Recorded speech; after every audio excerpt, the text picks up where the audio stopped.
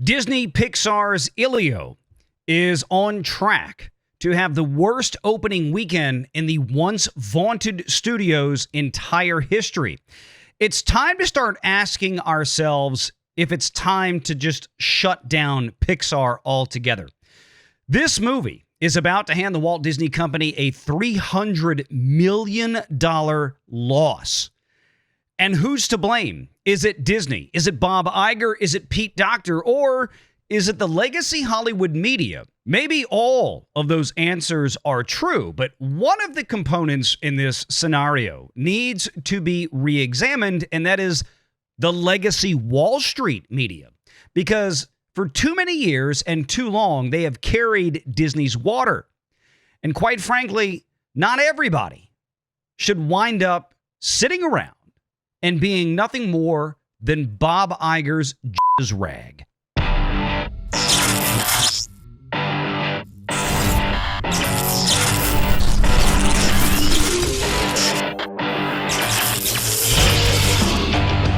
Renegade Online.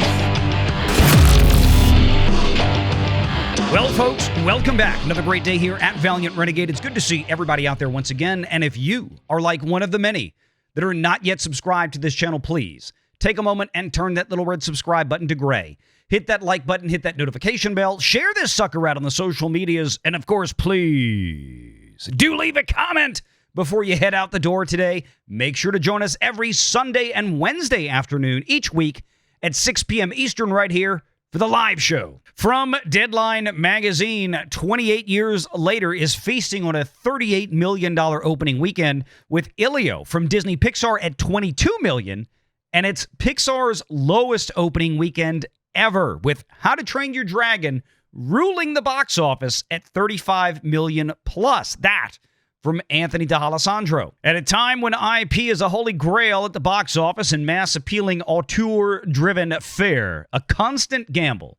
Kudos for Sony in their support and passion to re-energize a dormant cult British zombie franchise in 28 years later in Danny Boyle's movie, and Disney Pixar in their relentless attempts to try and break through with expensive original fare, that being the $150 million Elio. Now, to be clear, that $150 million has been bantied about only in recent days, because we had a much different figure about a month ago.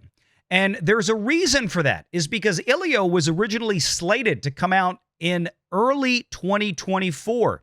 It was delayed by Disney because of, well, reshoots, remakes, new scripts, new directors, new writing, redoing of the voice acting, more animation, hell, reanimating the entire film. You see, $150 million may very well have been the original greenlit budget many years ago, but that's not what this film ultimately cost, and that's something that we constantly extol here on Valiant Renegade.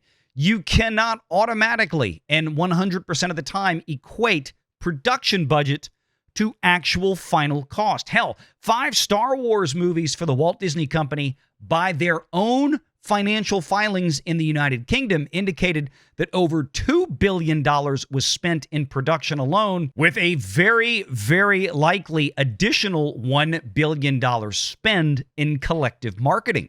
And don't even get me started on the recent Marvel fare. We can't deny that Disney Pixar's Elio at $22 million is the lowest opening for a Pixar movie in third.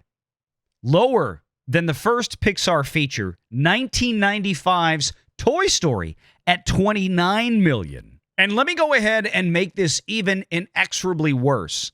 $29 million in 1995 would be close to $75 million in box office today, just with the same number of butts and seats. Hell, it's probably even more than that. With the fact that Elio has made it as the worst Pixar opening ever, without any inflationary adjustment, is an absolute spectacle to behold, and a testament to the fact that the Walt Disney Company has been on a continuous rampage against any type of talent, merit, or creativity because of its corporately directed diversity, equity, and inclusion initiatives that have frankly scoffed at anything remotely resembling actual commercial success. This is despite, allegedly, excellent audience exits with an A overall cinema score and A+ for the under 25 bunch. True. The new paradigm of success for a Disney animated property lies in its endgame viewership on Disney+. No, it really doesn't, because Disney Plus is still losing money. I want to remind folks out there that the Walt Disney Company has made it very clear for some time now that they are going to hide, conceal, obscure the actual Disney Plus financial data by lumping it in with Hulu, which has been long regarded in the industry, even before Disney's recent final acquisition of the remaining shares of Hulu, as being commercially successful, something that advertisers were excited to get involved in. However, we know because of the same insiders that, well, frankly, nobody out there in the advertising world is excited about Disney Plus, because nobody's watching it outside of Bluey or Mickey Mouse Clubhouse reruns and effectively library content, or things that Disney has to license in that they don't make themselves. But back to the article, if you don't create a big enough boom at the start, how would you expect word of mouth to do downstream? While we know Pixar can make an emotional movie, evident in the exits here, something is holding audiences back from running to the theater.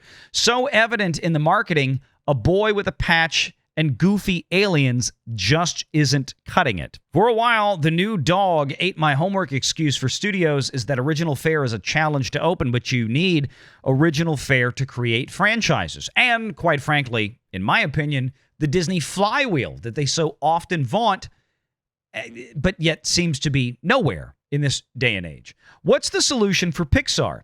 Better development meetings. Duh. You can't tell me that the old glory opening box office days of Pixar can't be recaptured. Inside Out, 90 million. The Incredibles, 70 million. Finding Nemo, 70 million. Brave, 66 million. And WALL-E, 63 million. And again, we're talking about movies that came out 15 plus years ago, by and large, that would be radically higher today in 2025 box office prices.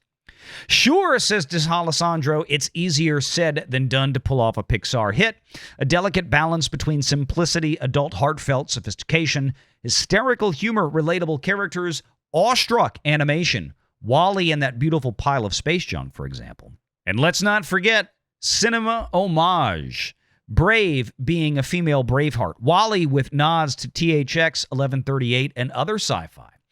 Elio isn't a bad movie, but the conceit of a boy obsessed with space and then meeting a bunch of slobbering aliens isn't spinning turnstiles. The fact of the matter is that Disney Pixar is completely broken. And yes, they have things in pre-production and production right now like Toy Story 5, which if you saw Toy Story 4, probably doesn't give you much in the way of high hopes for that one either. Most likely, that's going to wind up being a shell of its former franchise, an absolutely soulless, heartless endeavor. But that's been Pixar's actual entire modus operandi for the last several years. And that's because John Lasseter, well, he isn't there anymore. To make a great film, I believe you have to do three things really well. Tell a compelling story that is unpredictable, keeps the audience on the edge of their seat. You populate that story with really appealing and memorable characters and put that story and those characters in a believable world. Believable for the story you're telling. Not realistic. We're not interested in reproducing reality. It's a believable world. So those three components are kind of the guiding structure of this exhibit. This was the man who was the heart and soul of Disney and Pixar for a great many years, and then like so many other talented individuals at the Walt Disney Company, not just on the film and studio side, but also on the Imagineering side for theme parks and otherwise have been shuffled off this mortal coil, at least in terms of employment, at least in terms of corporate prominence. And that has been, by Disney's own admission, to make way for younger, more diverse employees covering the same jobs. But unfortunately, the drive for diversity and inclusion has completely smothered the drive for talent, creativity, and frankly, meritocracy. This is what you get with programs like Reimagine Tomorrow and the Stories Matter group at the Walt Disney Company that are not directed towards excellence, but instead directed towards, frankly, not excellence. See, anytime that you don't put excellence at the top of the productivity pyramid, you're going to wind up with what amounts to mediocrity. And this is what Disney has done time and time again. Just take a look at Pixar, Disney Animation with movies like Wish and other things, Strange World, that have been absolute disasters for Disney financially and commercially at the box office. Throw in there everything pretty much that Marvel has done with maybe. And of course, take a look at Star Wars, which never even had a chance because George Lucas sent that over to the tune of $4 billion with Kathleen Kennedy at the helm. And well, now that entire studio has effectively been shut down, including this rumored Rey movie. And it's been 2.5 years or so since they marched Daisy Ridley out on stage announcing her reprisal of the role of Rey. Yeah, that's not going anywhere now either. The real problem with Pixar is the same problem at the broader scope of the Walt Disney Company. Audiences, frankly, don't trust the Walt Disney Company anymore. Sure, they still like to brag that storytelling is what is their hallmark. Storytelling is something that they are the best in Hollywood at. But unfortunately, all, and I mean all, of the evidence out there strongly indicates the complete opposite. Audiences simply do not care to give the Walt Disney Company a chance anymore because they have failed dozens and dozens, hell, maybe even hundreds of times at this point, if you include all of their fare on Disney+. It's not getting any better. And there may need to be a serious conversation inside the halls of Disney as to whether or not all of these studios can continue to go on in the same manner that they have been. This is not going to get any better outside of a few maybe shining diamonds in the rough, things that are tied to previously popular IPs.